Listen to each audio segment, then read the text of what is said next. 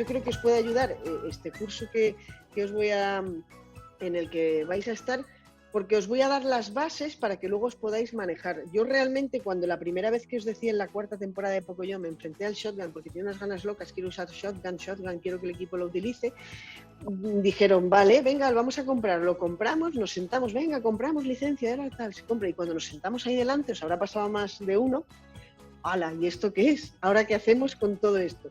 Empezamos a ver vídeos, a ver tutoriales y tal. Por muchos tutoriales también que había y tal, no acabamos de encajar todas las piezas. Tuvimos que llamar a un consultor, una persona que vino un poco y nos ayudó a poner algo de sentido a todo eso que estamos viendo. Entonces, lo que yo pretendo daros es ese sentido para que os pongáis en marcha.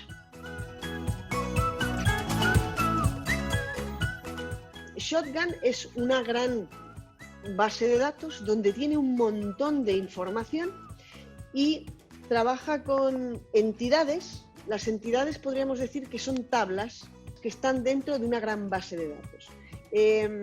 Al principio, cuando vas creando información, vas metiendo assets, algunas tareas, llega un momento en que las tablas se van llenando de información y están relacionadas entre sí. Tenemos que aprender cómo navegar entre esas tablas para sacar la información correcta que queremos que nos muestre.